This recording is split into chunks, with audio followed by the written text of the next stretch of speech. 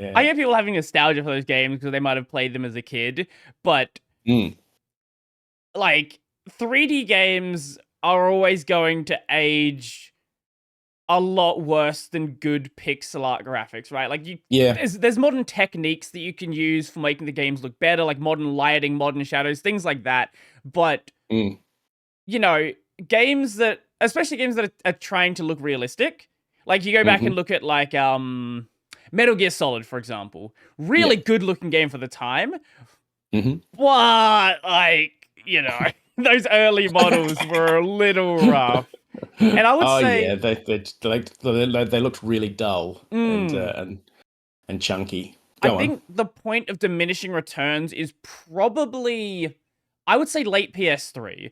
After that, it's just like you don't really notice any major improvements in gaming past that point. Like past that, we've had Mm. ray tracing Mm-hmm.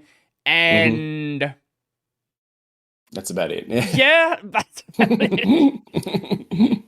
Yeah, it's totally true. Like, resolutions have been increasing and detail has been increasing, but very slowly. Mhm, mhm. When I look back at some of the games on, from around 2010 Mm, mm, to 2012, like Skyrim again or Grand Theft Auto 5, I look mhm, at those mm. games and I just go, that could easily be a game that is made now. Well, in a lot of Like the cases, they do detail level is, re-release it on they a modern do release console. them. Yeah, that's right. All they do is just put a little shine of paint on the textures and re-release it. And so basically we're looking at nearly 15 years where games have barely changed at all Mhm, in terms of the way they look. Whereas in that period of time in the 90s, things changed so rapidly. You went from 8-bit in the mid 80s mhm. to late 80s to 16-bit, and you may not have been there, but that was just jaw-dropping, the Mhm. difference between those two generations.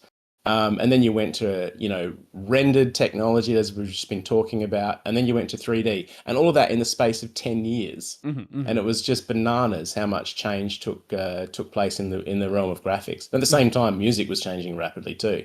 mhm, You went from chip tunes to mods mhm, to MP3s to CD audio in 10 years. mhm, mhm. That's just so much change. Um, and but I really like this period of graphics. Mm. Like I didn't make the Scourge of the Reptiles in 2D because I'm like dead against 3D graphics. I think Sure, 3D sure. graphics are great. It just takes so much time to make them. Right, right.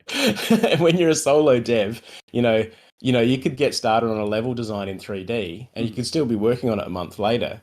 mhm, It's mhm, ridiculous how much time it takes.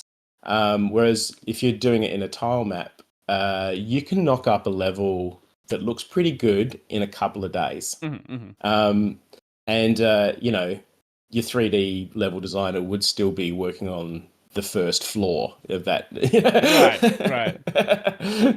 So that's the main reason I went with 2D because I just don't have 10 staff to Well, give especially out. doing tile maps as opposed to Yeah. fully fully formed map design. Like with a tile map, if you want to go and adjust it as well, you're like, okay, well, maybe I don't like the fact that there is no cover in this point. You could very easily Mm, add cover to that position, or oh, I want yeah. to have some route to get around this rock that's here. Oh, I can just Yeah. put in some tiles there, and now there's a route. Mm. Yeah, and you don't have to worry about setting up new lighting for that change of graphics because Mm, it's all done. Well, there's really no lighting. It's kind of just a lighting hack in mm, mm.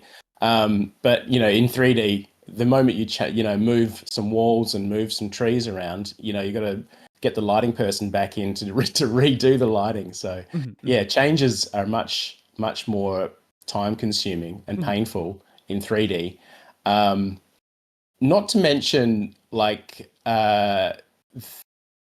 there's more debugging to mhm. do with the 3D level design because you can quite often make spaces that you get trapped in Right, 3D, right. or that you can't get through or get around, or are just awkward, Mhm. awkward to navigate.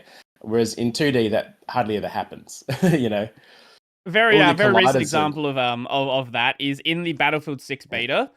There is yeah. a gap in one of the rocks on a mountain, and people are Mm, just climbing into the rock and you're sitting there with a sniper. They can shoot out, you can't shoot in. That's the ultimate exploit Mm-hmm, in mm-hmm, a multiplayer. I am immortal. mm-hmm, mm-hmm. I love that. And like those kinds of issues, they can happen in 2D if you don't align your colliders, but it's Yeah, far harder to miss them than it would be in, especially if yeah, you've got your colliders set up correctly. There's never going to be a situation where something slips through the gaps unless there's some issue with your physics collision engine, where in yeah. 3D you could very easily leave a gap there and not really realize that is there. Or even if it doesn't affect gameplay, you could just have a Mm. gap in the texture and people can just Yeah. see through the level. Yeah, that's right. And you've got like infinitely more problems with shaders as Mm, well in 3D. Shaders are just materials that you wrap around, various 3D objects to mm, give them lighting properties. And, like you're talking thousands of these little guys that you have to manage and work out. And so sometimes you might have shaders in 3D that you put on there and you think they're going to act in a certain way and they just don't. mm. So then you're debugging shaders for the next 6 months.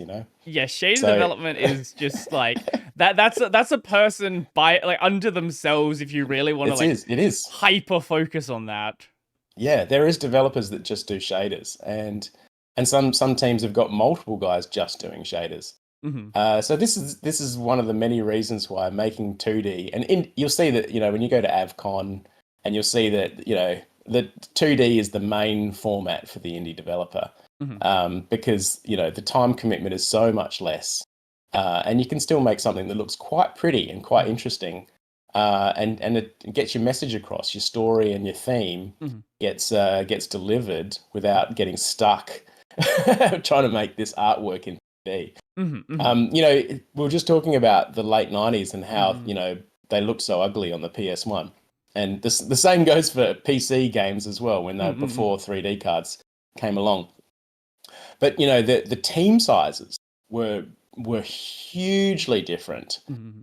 in that period of time. So you went from, in the early 90s, you had team sizes that were about 10 to 15 people for your AAA products. And by the end of the decade, those teams were getting closer to 70, 80 people Mm. to deliver the same AAA product.